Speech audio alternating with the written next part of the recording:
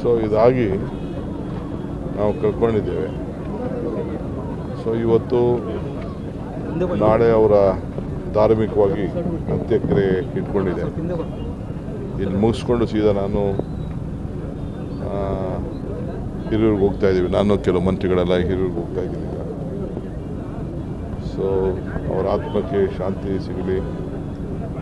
ಏನು ಆ ಕುಟುಂಬದವ್ರಿಗೆ, ಅವರ ಅನುಯಾಯಿಗಳಿಗೆ, ನಮ್ಮ ಪಕ್ಷದ ಕಾರ್ಯಕರ್ತರಿಗೆ, ಎಲ್ಲರೂ ಕೂಡ, ಎಲ್ಲ ಅಧಿಕಾರಿಗಳು ಕೂಡ ಅವರ ಯಾವ ಥರದ ನಮಗೆ ಸಮಸ್ಯೆ ಇರ್ತಿರಲಿಲ್ಲ ಅವರ ಆಡಳಿತದಲ್ಲಿ ಅಂತೇಳಿ ಇದ್ದಾರೆ. ಅವ್ರಿಗೆ 2 ಪೋರ್ಟ್ಫೋಲಿಯೋ ಕೊಟ್ಟಿದ್ದು. ಆಮೇಲೆ ಲಾಸ್ಟಲ್ಲಿ 1 ಪೋರ್ಟ್ಫೋಲಿಯೋ ತೆಗೆದು ರಾಮಲಿಂಗಾರೆಡ್ಡಿ ಅವ್ರು ಕೊಟ್ಟು ಹಾಗೂ ಕೂಡ ತ್ಯಾಗ ಮಾಡಿದ್ರು ಪಕ್ಷಕ್ಕೋಸ್ಕರ, ಸರ್ಕಾರಕ್ಕೋಸ್ಕರ. ಅಂತ ದೊಡ್ಡ ಹೃದಯ ಶ್ರೀಮಂತಿಕೆ ಇದ್ದಂಥ ಒಬ್ಬ ನಾಯಕ ನಾವು ಇವತ್ತು ಕಳ್ಕೊಂಡಿದ್ದೇವೆ.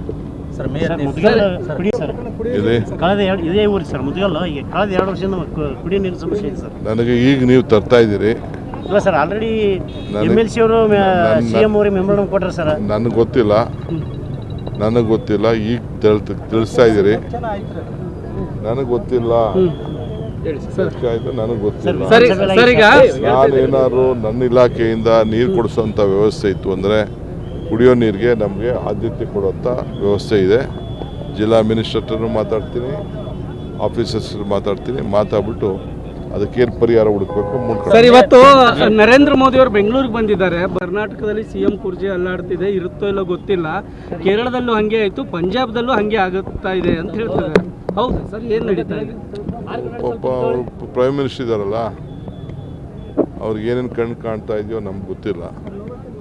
ಯಾವ ಕುರ್ಚಿಗಳು ಆಡ್ತಾರೆ, ಎಲ್ಲ ಕುರ್ಚಿಗಳು ಗಟ್ಟಿಯಾಗಿವೆ.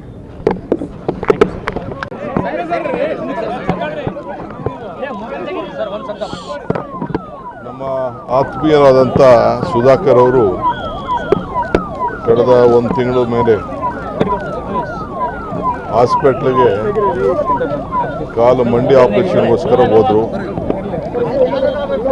ಲಂಗು ಇನ್ಫೆಕ್ಷನ್ ಆಗಿ ಅದಾದಮೇಲೆ, ಆಪರೇಷನ್ ಆದಮೇಲೆ ನೀನು ಡಿಸ್ಚಾರ್ಜ್ ಆಗಬೇಕು. ಲಂಗು ಸ್ವಲ್ಪ ಇನ್ಫೆಕ್ಷನ್ ಆಗಿ ಭಾಳ ತೊಂದರೆ ಆಯಿತು.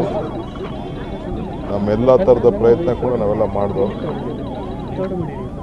ನಾವೆಲ್ಲ ಏನೇನು ಅವ್ರಿಗೆ ಟ್ರೀಟ್ಮೆಂಟ್ ಕೊಡಿಸ್ಬೇಕು, ಯಾವ ಡಾಕ್ಟರ್ ಕಲಿಸ್ಬೇಕು ಎಲ್ಲ ಕೂಡ ಎಲ್ಲ ಮಾಡಿದೋ. ಆದರೂ ನಾವು ಉಳಿಸ್ಕೊಳಕ್ಕಾಗಲಿಲ್ಲ. ಇವತ್ತು ಅವರು ನಮ್ಮ ಜೊತೆ ಇಲ್ಲ. ನನಗೆ ಭಾಳ ಆತ್ಮೀಯರು.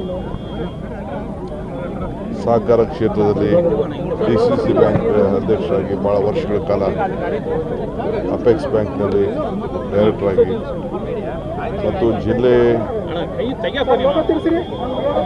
ಅಪರ ಭದ್ರಾ ಯೋಜನೆಗೆ ಸಂಬಂಧಪಟ್ಟಂತೆ ನೀರಾವರಿ ಕೊಡಿಸೋದಕ್ಕೆ ಎಲ್ಲ ಶಾಸಕರನ್ನ ಒಟ್ಟಿಗೆ ತೆಗೆದುಕೊಂಡೋಗಿ ಕೆಲಸ ಮಾಡಿ ಯಶಸ್ಸಾಗಿದ್ದು. ಅದನ್ನು ಉದ್ಘಾಟನೆ ಮಾಡಬೇಕಾಯ್ತು, ನೀರೆಲ್ಲ ಉದ್ಘಾಟನೆ. ಅವರ ಆರೋಗ್ಯ ದೃಷ್ಟಿಯಿಂದ ನಾವು ಇನಾಗ್ರೇಟ್ ಮಾಡೋಕ್ಕಾಗಲಿಲ್ಲ.